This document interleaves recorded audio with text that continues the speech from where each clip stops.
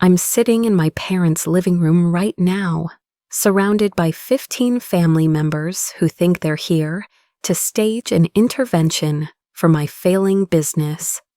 My father is standing by the fireplace like he's about to deliver a boardroom presentation. My mother has tissues ready on the coffee table, an Oscar-worthy touch of concern. My younger sister Jessica sits on the love seat with her iPad, probably loaded with statistics about startup failure rates. And me, I'm in the hot seat, literally.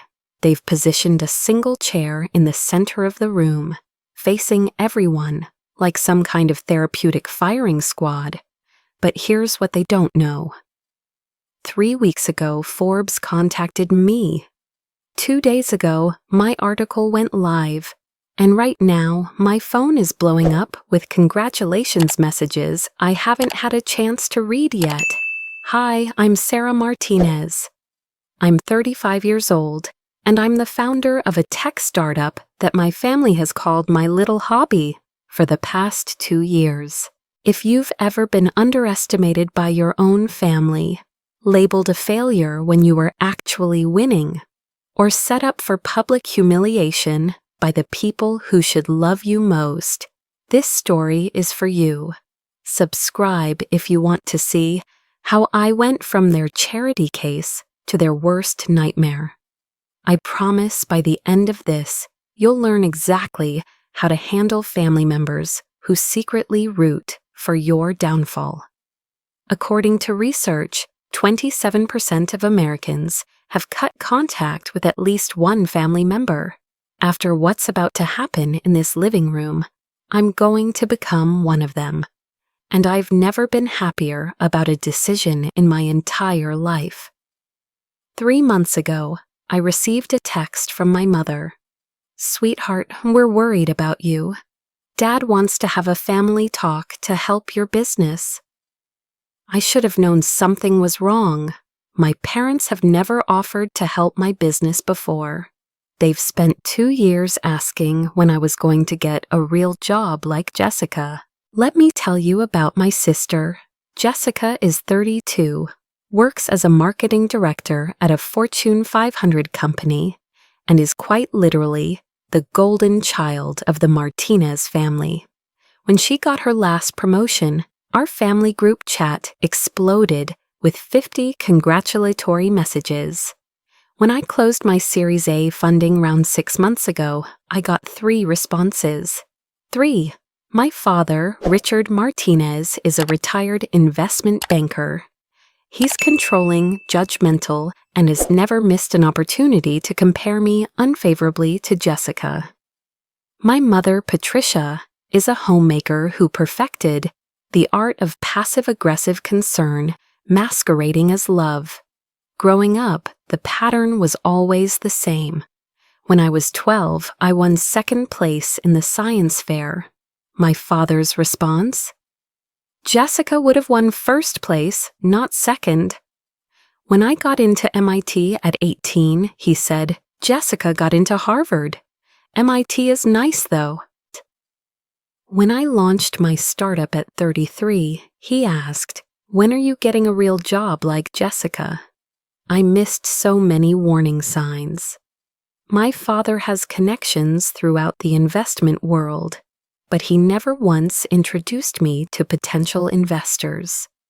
My mother constantly asked when I was going to settle down, code for quit, and get married. And that family group chat, it became a highlight reel of Jessica's achievements and a graveyard of my own. Before this meeting, my extended family had already been told I was struggling. They didn't know I'd raised $8 million. They didn't know I had 40 employees. They just knew what my parents told them. Sarah is failing and needs our help. The psychology behind this is textbook narcissistic parenting. My father needs Jessica to validate his success as a parent. I serve a different purpose. I'm the scapegoat who makes Jessica look better by comparison. Their love has always been conditional on achievement. but only achievement they define and control. And the gaslighting is constant. "We're just worried about you" really means you're failing by our standards. I'd be lying if I said I didn't internalize some of their doubt. Revenue hadn't hit break-even yet. Our burn rate was high. Customer acquisition was slower than projected. Maybe they were right. Maybe I was delusional. Maybe my little tech startup was just an expensive mistake. But I had no idea the family meeting was actually a public execution disguised as an intervention, and they'd already invited an audience to watch me break. Looking back now, there were 7 red flags screaming that this was a trap. I missed every single one. Red flag 1, the concerned phone calls. My mother called 3 times the week before the meeting. Each call included the phrase, "Dad is really worried about you." She used classic gaslighting language, "We just want to help," while systematically undermining my confidence. When I hesitated about coming, she asked, "Don't you trust your family?" Red flag 2. This was supposed to be a small family talk. 15 people were invited. Aunts, uncles, cousins who lived 3 states away. This wasn't about support. This was about public humiliation. Red flag 3. Jessica was suddenly available. She lives in Boston. My parents live in Phoenix. She just happened to be in town the exact same weekend. I found out later that my mother paid for her flight specifically for this meeting. Red flag 4. My father had printed handouts. Actual printed handouts titled, "Options for Sarah's Future." Option 1, close the business and join Jessica's company in a junior role. Option 2, sell to a competitor and use the money to find yourself. Option 3, declare bankruptcy and move back home at 35 years old. Red flag 5. My father mentioned he'd talked to our accountant about your situation. They'd been investigating my finances without permission. He'd even tried to add himself as an authorized viewer on my business bank account. The bank had denied the request and notified me, but I dismissed it as a misunderstanding. Red flag 6. The family group chat had gone silent about my business 6 weeks before this meeting. I realized later they were building a narrative of my failure offline, telling everyone I might need to move back home. Red flag 7. My father casually mentioned that a friend of his might offer me a position, executive assistant, $45,000 a year. I held equity in a company worth millions, but I was making 0 salary while we reinvested everything into growth. The job offer was designed to make me feel desperate enough to accept. 40% of Americans are pessimistic about the future of family relationships. Generation X, my demographic, faces unique sandwich generation pressure, with parents using financial concerns to manipulate adult children. I was a textbook case. The psychological impact was devastating. I questioned my own judgment constantly. Was I delusional? Imposter syndrome activated every time I looked at our revenue projections. I stopped talking to friends about the business because I was terrified of their judgment. I walked into that living room carrying the weight of their doubt. I had no idea I was walking into an ambush, and I definitely had no idea that my phone was about to detonate their entire narrative. My father clears his throat. The room falls silent. I'm sitting in my assigned chair, and every eye is on me. "Sarah, we love you," he begins, and I can already hear the "but" coming. "That's why we're all here. We're concerned." He proceeds to list what he views as my failures. No salary for 2 years, no boyfriend, no stability, burning through my savings, My mother dabs at her eyes with a tissue, and I wonder if she practiced that move in the mirror. We've consulted with experts, my father continues. By experts, he means their accountant and Jessica. It's time to be realistic. Your mother and I worry every single night. My mother takes her cue. We just want you to be happy, sweetheart. The tears are flowing now. Remember how smart you were as a child? What happened? The implication hangs in the air like smoke. I made wrong choices. I wasted my potential. My Aunt Linda jumps in. My daughter just bought a house. She has a stable job. Uncle Tom adds, in my day, we didn't waste time on pipe dreams. My cousin Mike offers to get me an interview at his company. He manages a retail store. Then Jessica pulls out her iPad. This is her moment. 90% of startups fail in the first 5 years, she announces, like she's presenting to a board of directors. Based on your runway, you'll be out of money in 4 months.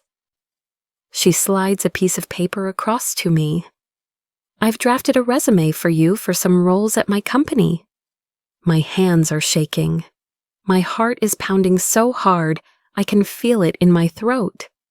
I'm fighting tears and rage simultaneously. A small voice in my head asks the question they've trained me to ask. Are they right? Am I delusional? Jessica glances at her phone, probably checking the time to see how much longer this intervention needs to run. The screen lights up with a notification. She gasps, her face goes pale. Wait, she says, her voice strange. Why is your face on Forbes' 30 under 30 list? The room freezes. My father's mouth is open mid-sentence. My mother's tissue is suspended in midair. Aunt Linda's smug smile melts like wax.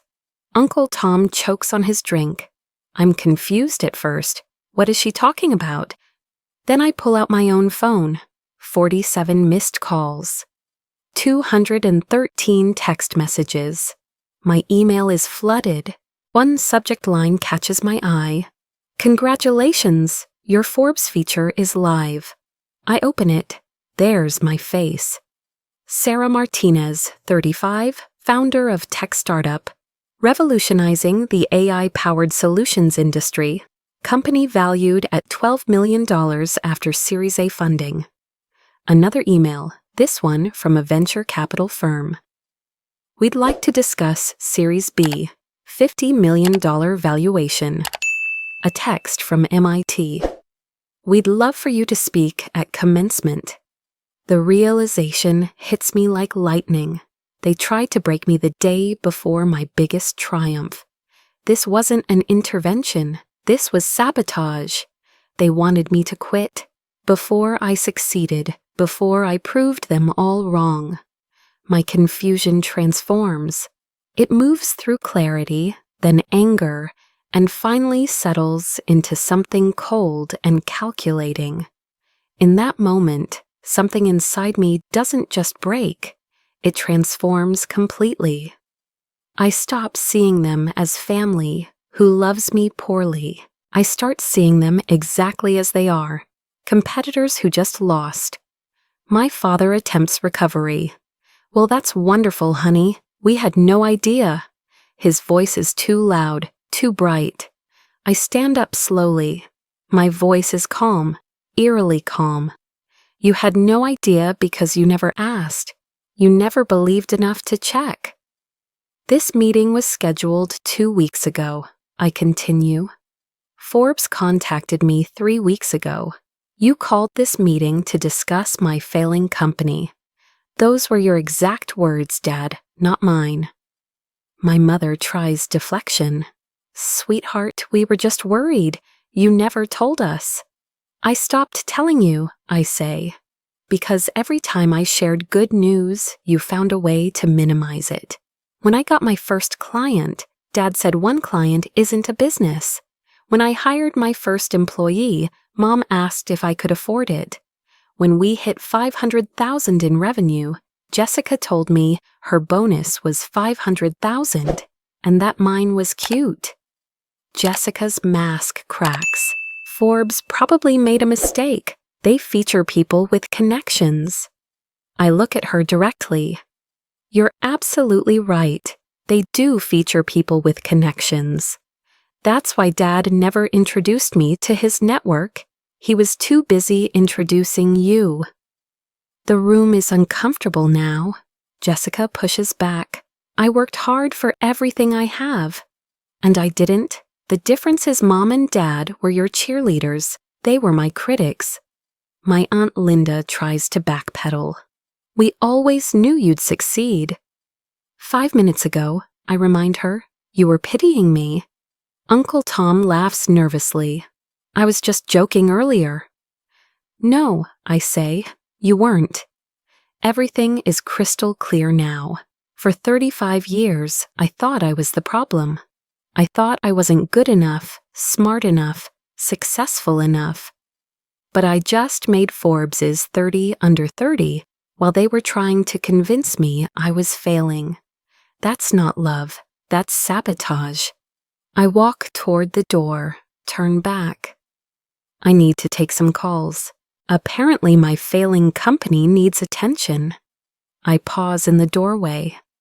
By the way, the funding round you didn't know about. We closed $8 million last month. My equity share is worth $4.2 million. I'm not moving back home. Thank you for the offer. I walk to my car, sit in the driver's seat. Allow myself 60 seconds to shake, cry, and rage. Then I take a deep breath and open my phone. I start making a list. I need to document everything. I screenshot my father's "We're worried" texts with timestamps from before the Forbes feature. I save every dismissive email response to my business updates. I remember that 15 people just witnessed their attempted humiliation. The shift from victim to strategist is immediate. They've been undermining me for years, not just today. I stop seeing them as family who loves me wrong. They deliberately tried to destroy my confidence, and now I see the pattern clearly. I don't blow up. I don't cut contact immediately.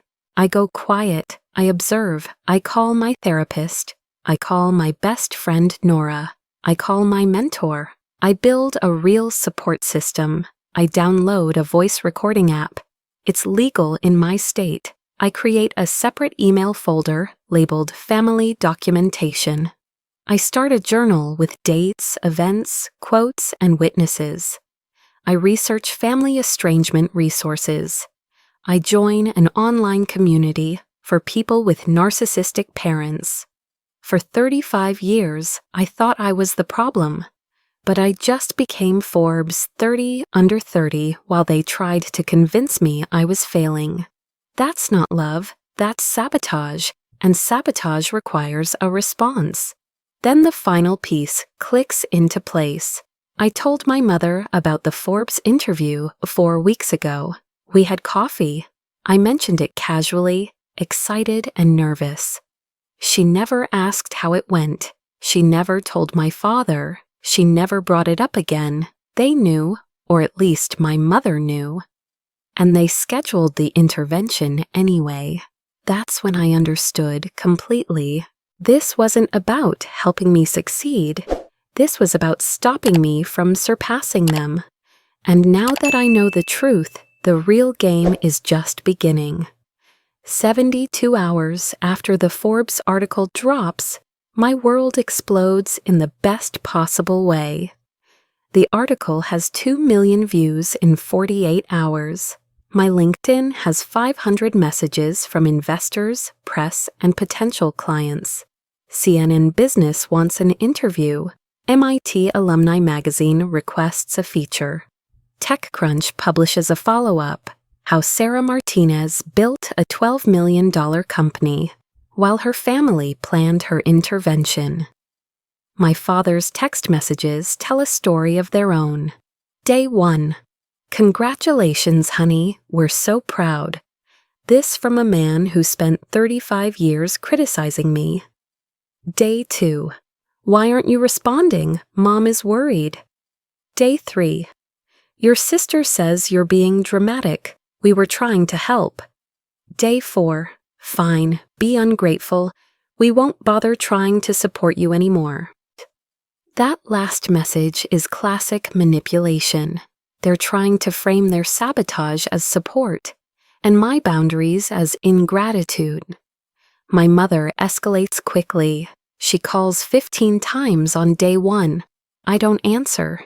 Day 2, she shows up at my apartment. I'm not home, but my Ring doorbell captures everything. You're embarrassing the family by not responding, she tells the camera. People are asking questions. Translation: your success is making us look bad for trying to humiliate you. Jessica's social media strategy is equally revealing. She posts on Instagram, "So proud of my big sis," with a photo from 5 years ago. The comments flood in immediately. You never post about her. This seems fake. She deletes the post within 6 hours and blocks me on all platforms. I screenshot everything before the deletion. Then my cousin accidentally sends me a screenshot. He meant to send it to a different group chat. It shows messages from a family chat I didn't know existed, Martina's family planning. The messages are devastating. 6 weeks of planning for my intervention. My father wrote, "Sarah needs a reality check before she wastes more time." Jessica contributed, "I can present failure statistics to make it seem objective." My mother suggested, "Should we invite her friends too? Make it more impactful?" They planned this like a military operation. This wasn't spontaneous concern. This was calculated destruction.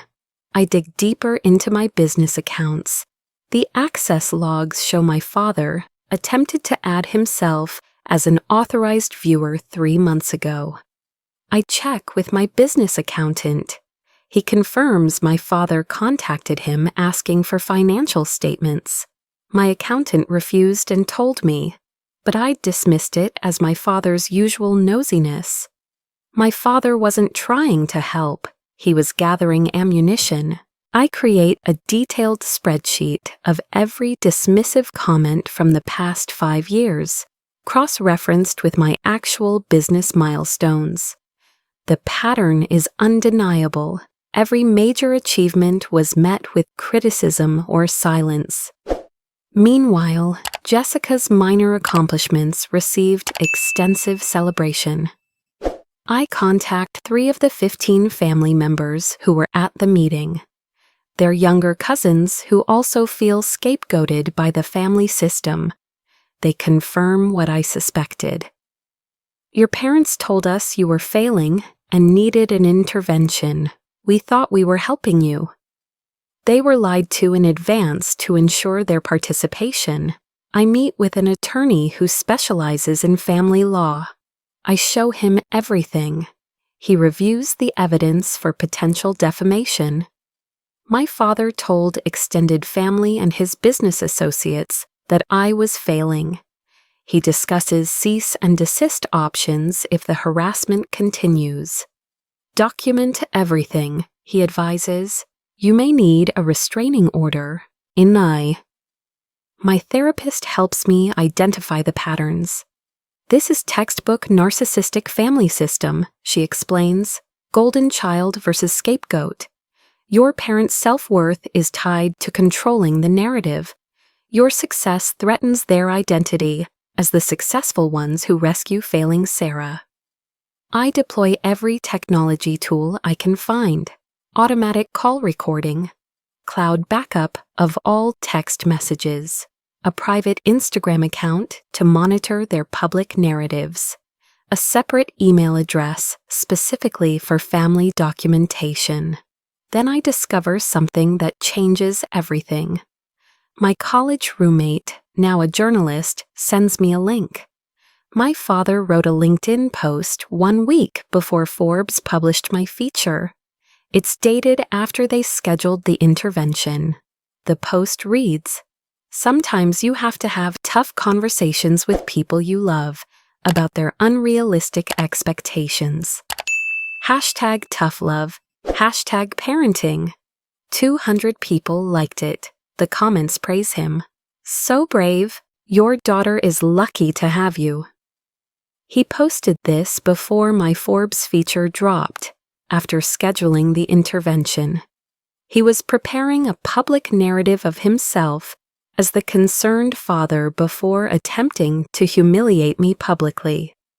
When I succeeded anyway, he planned to pivot and claim credit. This wasn't spontaneous concern. This was calculated. They planned to break me publicly, then positioned themselves as the caring family trying to save me.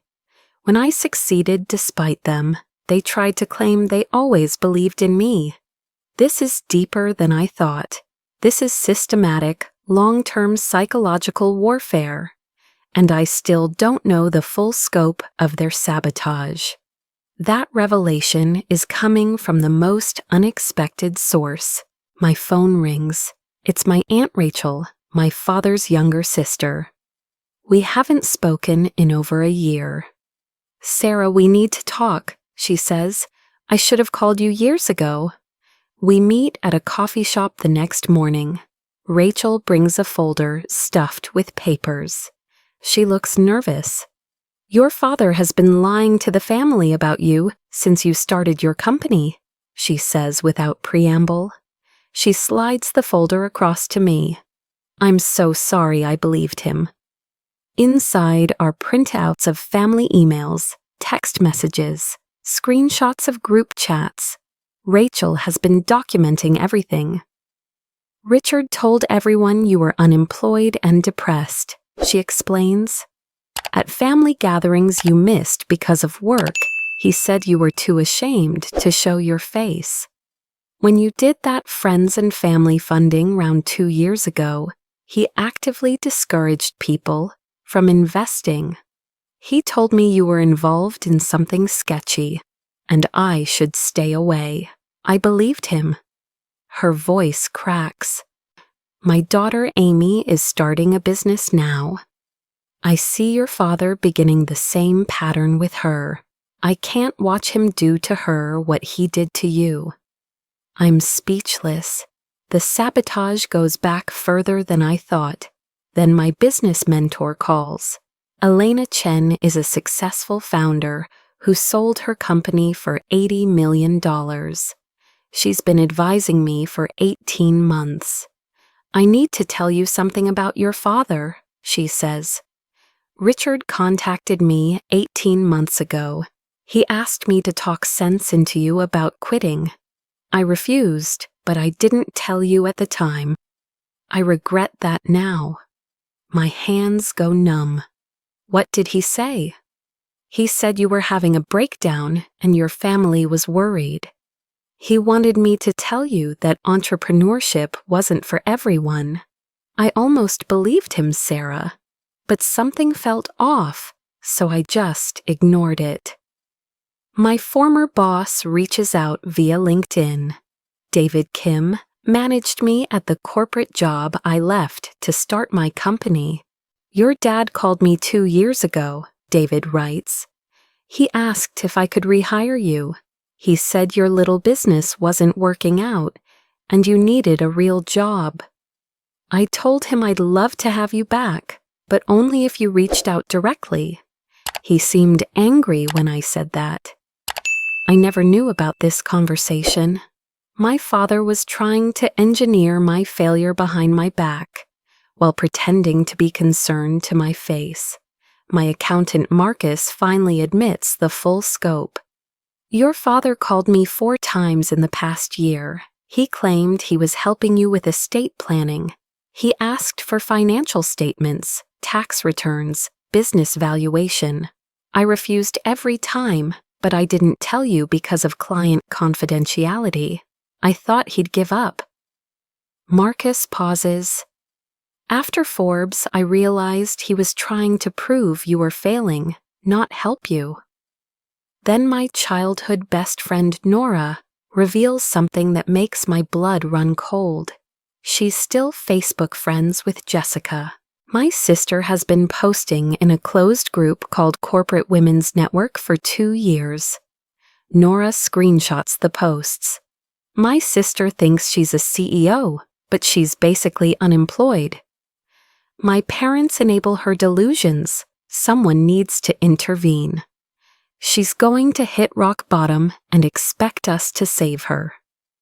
Jessica wasn't just going along with our parents. She was actively advocating for the intervention. I think she's threatened by you, Nora says gently. She's always been the successful one in the family. Your actual success destroys her identity. My therapist, Dr. Anderson, provides the framework I need. This is covert narcissistic parenting with golden child and scapegoat dynamics. They'll try to claim credit for your success first. When that fails, they'll try to regain control. When that fails, they'll launch a smear campaign. She leans forward. What they did to you is abuse, Sarah. You're not overreacting. My attorney, James Rodriguez, prepares legal protection. Cease and desist letters, defamation case documentation, estate planning review to ensure they can't claim business assets, restraining order paperwork ready if things escalate. My board members rally around me. One of them went through something similar. I went no contact with my family 10 years ago, he says. Best decision I ever made. On LinkedIn, something unexpected happens. Other founders start sharing their own toxic family stories in the comments of my Forbes article. My parents called my business a hobby until I sold it for $50 million. My family staged an intervention before my IPO. You're brave for not hiding this. I realize this isn't an isolated incident. This is an epidemic.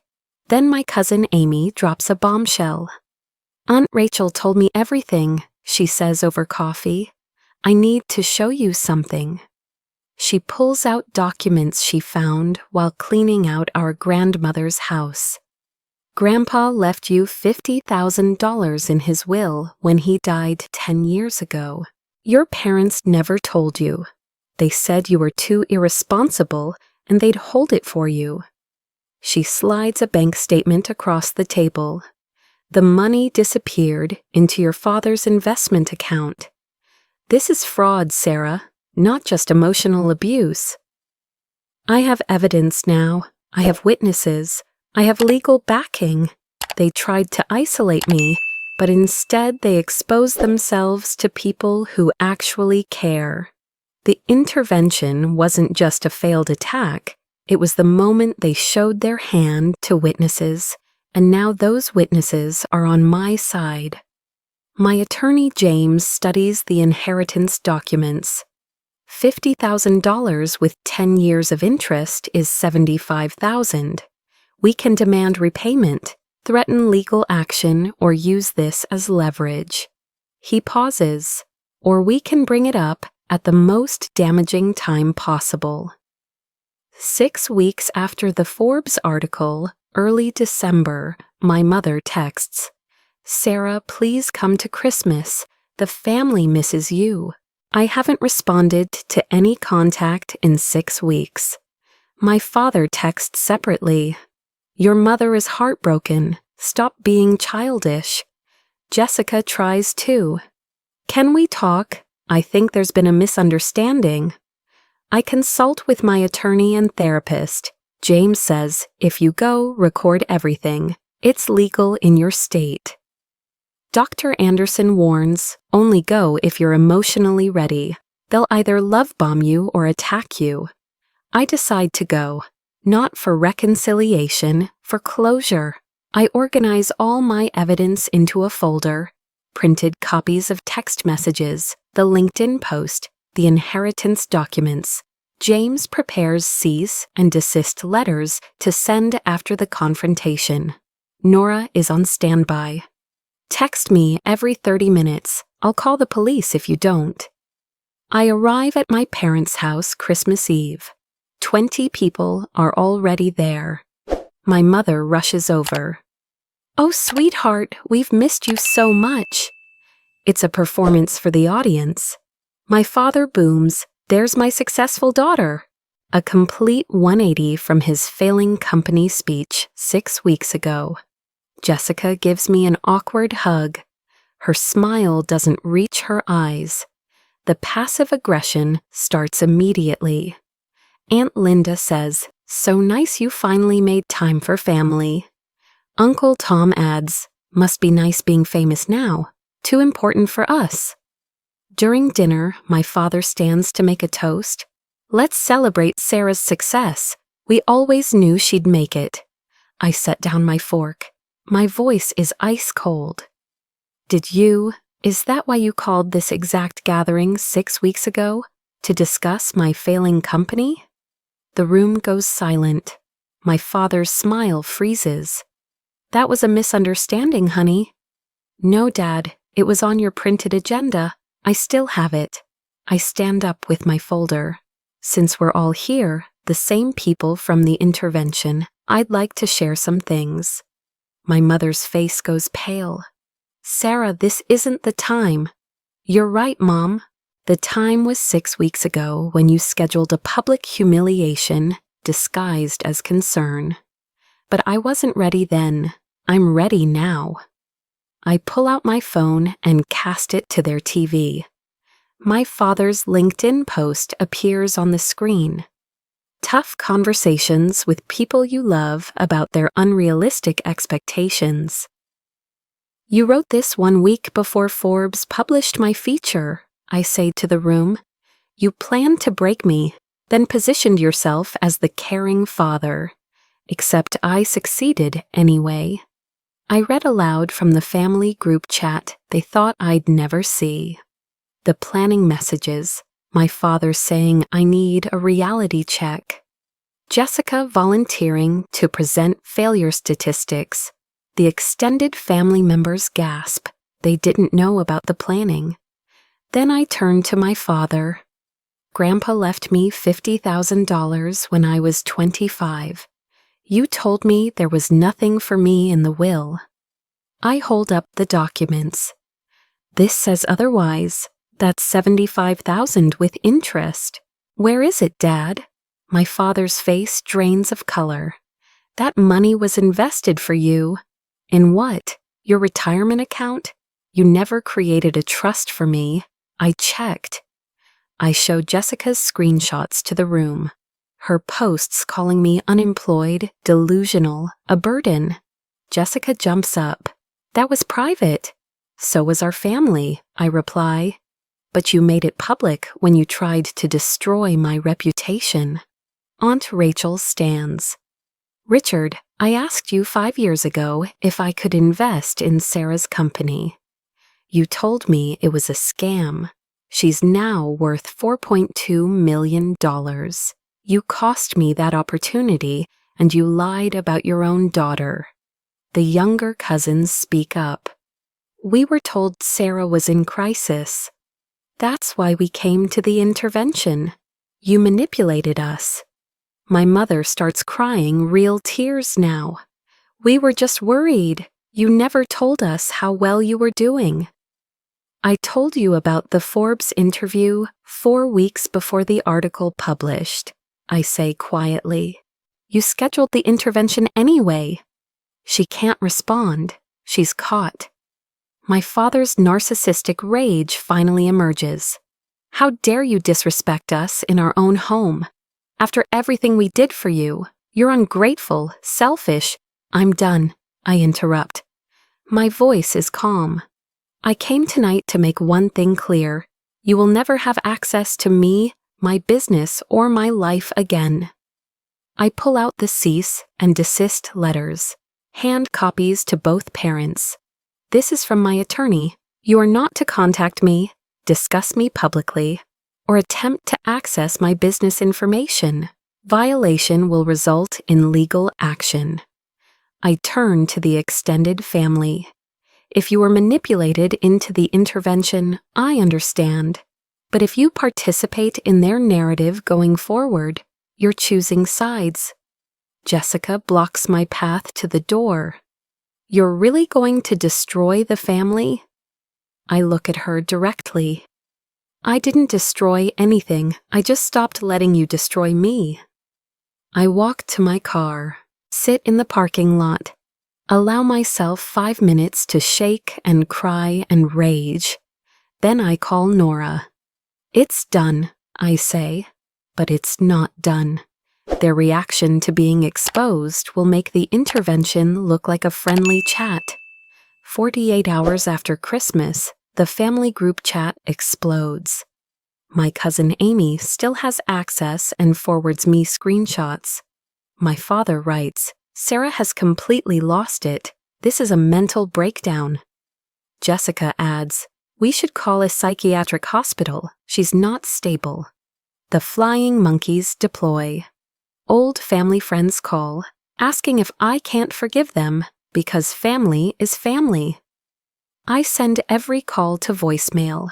My father tries financial retaliation. He calls my bank claiming fraud on my account. The bank calls to verify. My father is attempting to access my finances without authorization. I tell them, "Please flag his name in your system." Then he contacts 3 of my investors using names from the Forbes article. He tells them I'm mentally unstable and my family is concerned about my decision-making. It backfires spectacularly. The first investor calls me. "Your dad just tried to sabotage you. Want me to threaten legal action?" The second posts on LinkedIn. PSA, if a founder's family contacts you to undermine them, that's a red flag about the family, not the founder. The third offers additional funding. You clearly need independence from toxic people. My mother posts on Facebook, "Praying for my daughter who is going through a difficult time. Family is forever." Jessica posts, "Sometimes the people you love most hurt you deepest. Choosing to heal and forgive." Aunt Rachel comments publicly, "Interesting narrative when the truth is on tape." I maintain strategic silence. I don't defend myself publicly. I let their behavior speak for itself. Instead, I post about closing my Series B funding at a $50 million valuation. Business Insider publishes an article. Entrepreneur Sarah Martinez exposes family sabotage.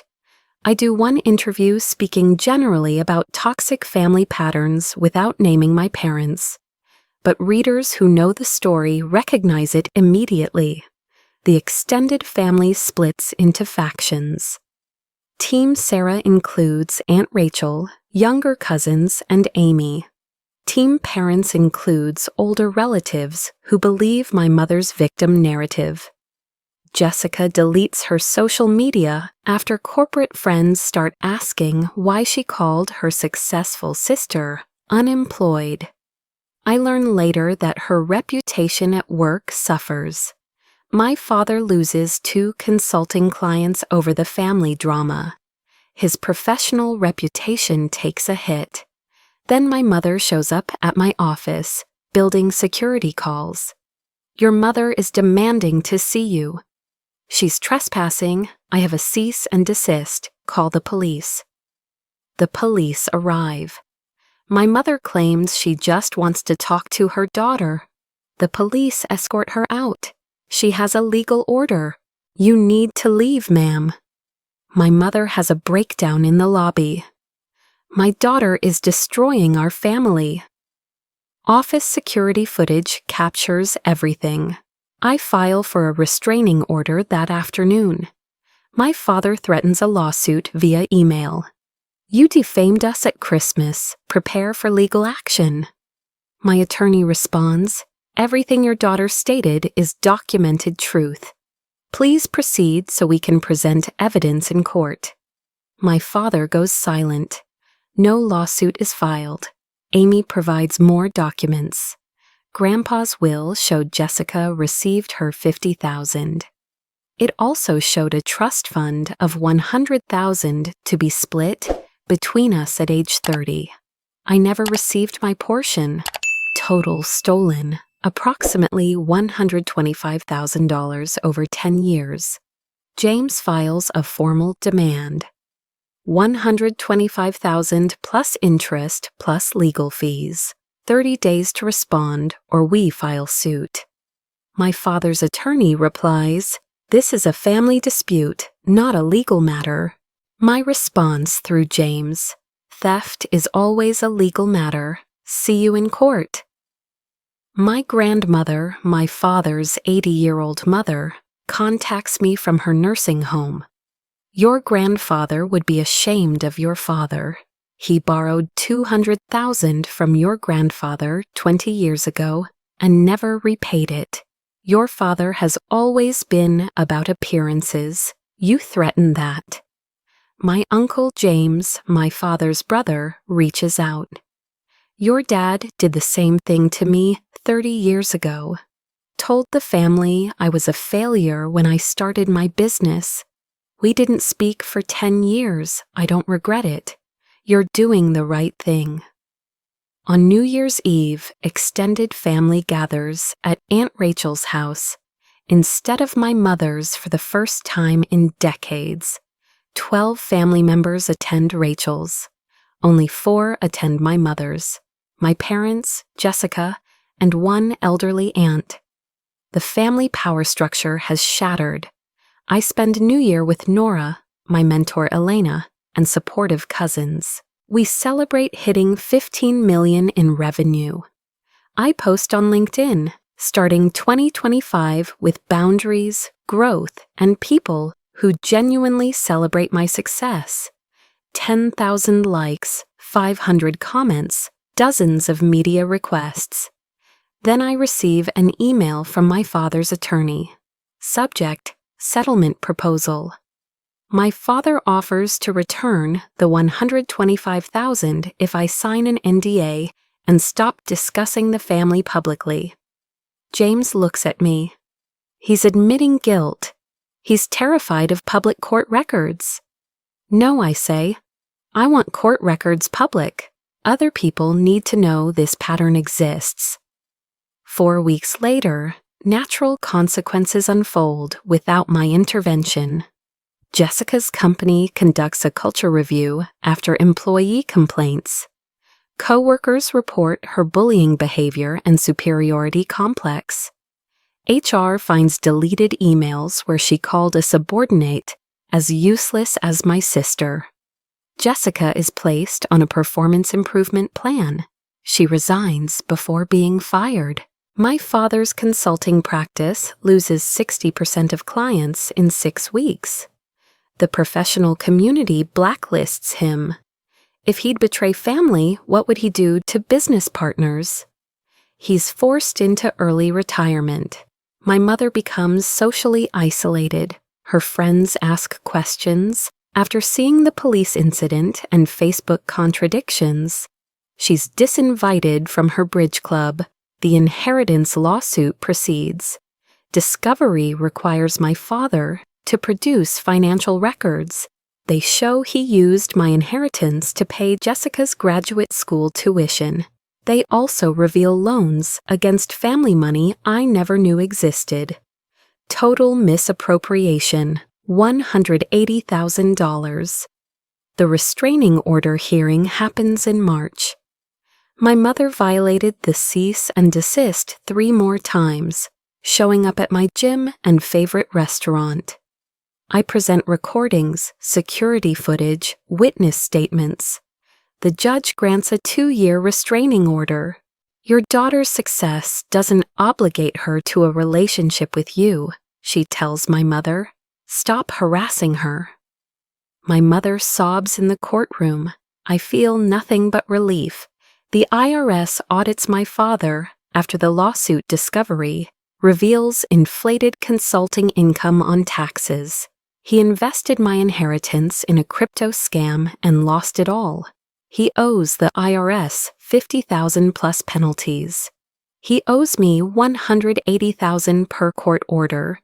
Their retirement savings are devastated. Jessica can't find a job at her previous salary level. She takes a 60% pay cut. She moves to a modest apartment. Her leased car is repossessed. Meanwhile, my business explodes. The Forbes feature leads to an $85 million acquisition offer. I decline it, but use the offer to negotiate better Series B terms. I hire 50 employees in 2 months. Harvard, Stanford, and MIT invite me to speak. TED invites me to give a talk, Breaking Free from Family Sabotage. Business Insider offers me a monthly column. Psychology Today publishes my article about toxic family dynamics. It's cited by over 100 researchers. My podcast appearances reach 2 million listeners. I become an unintentional advocate for the family estrangement community. The court orders payment. My father must pay $180,000 plus $25,000 in legal fees. Payment plan, $5,000 monthly for 3 years. It's all he can afford. The first payment arrives with a note. I hope you're happy. I donate the entire $180,000 to a nonprofit supporting children escaping abusive families. I post about it on LinkedIn. Grandpa wanted this money to support my dreams. I'm using it to support others who need to escape toxic families. The article goes viral, 5 million views. The nonprofit's donations increase 400%. Jessica emails. Can we talk? I've been in therapy. I consult Dr. Anderson first. She's reaching out because she lost everything, not because she's genuinely sorry. I send a brief response. I'm glad you're in therapy. I'm not ready for a relationship yet. Maybe someday. My father sends a 3-page email. Subject, I'm sorry. He explains he only wanted the best for me. He sees now he was wrong. Can we start over? I show it to Dr. Anderson. Classic narcissistic apology. Notice he doesn't admit what he did specifically. He doesn't accept consequences. He asks you to forget and start over. I don't respond. I forward it to James for documentation. Messages flood in from strangers. 500 emails. This happened to me too. Other founders share similar intervention stories. Therapists thank me for raising awareness. I create a private Facebook group, Family Sabotage Survivors, 10,000 members in the first month. I realize revenge isn't satisfaction. Satisfaction comes from building a life without their toxicity. Satisfaction comes from helping others escape similar patterns. Satisfaction comes from knowing I protected myself and broke the generational cycle. Their suffering is simply the natural consequence of their own choices. In March, I give my TED Talk. Nora sits in the audience. Aunt Rachel flies in. My mentor, Elena, is in the front row. This is my real family. I open with the Forbes intervention story. The room gasps audibly. I discuss the statistics about family estrangement. My key message: sometimes the people who should champion you are the ones holding you back. Recognizing that isn't betrayal, it's survival. The standing ovation lasts 12 minutes. The talk trends #1 on YouTube the next day. 15 million views in the first week. My company announces Series C funding, $100 million valuation, 150 employees. Fortune 500 clients. Forbes names me to their America's Self-Made Women list. Inkio magazine puts me on their cover, the founder who thrived after family betrayal. I buy my dream house, cash, no mortgage. I adopt a dog. I start dating someone healthy. I met through mutual friends. I travel internationally for speaking engagements. I'm living the life my parents said was an unrealistic dream. I've maintained no contact for 4 months. I blocked them on all platforms. I changed my phone number. Mail goes straight to my attorney. The peace is something I never thought possible. I have regular dinners with Aunt Rachel and supportive cousins. I celebrate holidays with chosen family. Cousin Amy now works at my company and thrives there. I've created a new definition of family, people who celebrate you without needing to control you. Dr. Anderson tells me I've processed 35 years of trauma in 6 months. I finally understand it was never about me. They'd sabotage anyone who threatened their narrative. My chronic tension headaches are gone. My stress-related digestive issues resolved. I lost 15 pounds of stress weight. I'm running marathons. My doctor says my cortisol levels are normal for the first time in years. No contact was medically necessary. The Family Sabotage Survivors Group grows to 25,000 members. 50 members report going no contact and thriving. 5 started businesses after leaving toxic families. Amy launched her own business inspired by me. Aunt Rachel invested after learning from my father's sabotage. Watching you stand up showed me I could too, Amy tells me. Universities now teach about family sabotage in entrepreneurship. Business schools include my case study. Therapy programs address success-induced family estrangement. My parents show no signs of change. My father still makes monthly payments with 26 months remaining. My mother remains socially isolated. Jessica moved to a different state. My parents' marriage is strained. They blame each other. No apology. No accountability. No change. I've made peace with this. My initial hope they'd realize their mistake is gone. My need for their approval is gone. My anger is fading to indifference. I don't hate them, I just don't need them. And that's more powerful. MIT invites me to give the commencement speech, the same school where my father said Jessica would have gotten into Harvard. I accept. My speech theme: when your biggest obstacle is your biggest cheerleader, and how to succeed anyway. I tell the graduates, some of you have families who believe in you. Cherish them. Some of you have families who undermine you. Protect yourself. Your worth isn't determined by whether your family sees it. It's determined by whether you do. The graduates give a standing ovation. I receive an honorary doctorate. The photo goes viral. From MIT grad her dad dismissed to MIT honorary doctorate recipient. Late at night in my new home, I look at the Forbes cover on my wall. I think about the interventions 6 months ago, the Christmas confrontation, the TED Talk, the thriving company. They tried to break me at my strongest moment. Instead, they freed me. Real success isn't revenge or their suffering, or even my company's valuation. Real success is waking up without anxiety about their judgment. Real success is building a life aligned with my values.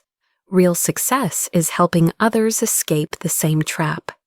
Real success is knowing I protected myself and broke the generational cycle. My grandmother passes away in May. I attend the funeral. My father is there. We don't speak. The will is read. Grandma left me $250,000, more than anyone else. The will includes a note. Sarah, you are everything your grandfather hoped you'd be. I'm sorry my son couldn't see it. Use this to keep building your dream. I cry reading it. Not sad tears, healing tears. I realize I'm not angry anymore. I'm not waiting for an apology. I'm not performing for approval. I'm just free. Free to succeed without permission. Free to fail without judgment. free to live without their narrative. They thought the intervention was about my failure. It was about their fear of my success. They thought cutting me off would hurt me. It was the greatest gift they never meant to give. They thought I needed them. Turns out I needed their absence. I didn't destroy the family. I stopped letting the family destroy me. And that's the freedom they'll never understand, because to understand it, they'd have to see me as I actually am. Someone who never needed saving. I just needed them to get out of the way. 6 months later, I'm living in a gated community with 24/7 security. Security has photos of 3 people who are never allowed in: my parents and Jessica. My neighbors don't know my last name. I've perfected the art of boundaries. Email filters automatically forward anything from my parents to my attorney. I never see it. I've changed my phone number 3 times. Only 15 trusted people have the current one. My social media accounts are private. I'm blocked from finding my family, and they're blocked from finding me. My physical address isn't in public records. All official mail goes to a P.O. box. When distant relatives reach out with messages like, "Your mom misses you," I have a template response. "I appreciate your concern. This is between me and my parents. Please respect my boundaries." If they persist, they can communicate through my attorney. The flying monkeys give up after 1 or 2 attempts. My company has ironclad security protocols. My father's and Jessica's names are on a do not admit list. If anyone claiming to be family shows up, security calls the police immediately. My assistant screens all calls. My board knows the situation and supports me completely.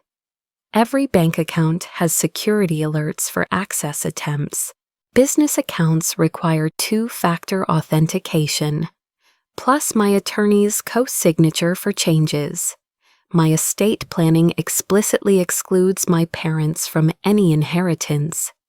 If I die, my company goes to employees via trust, not family. Conference organizers know not to share my schedule publicly. Media contracts include a clause: family questions are off limits. I speak about the topic generally at events but don't re-traumatize myself with details. I've deleted Twitter entirely. Facebook is deactivated. Instagram is private with 200 trusted followers. LinkedIn is professional, only with no personal details. My public presence is limited to my company website and professional bio. I never share where I live, who I'm dating, travel plans, or daily routine. Friends know not to tag me in location-based posts.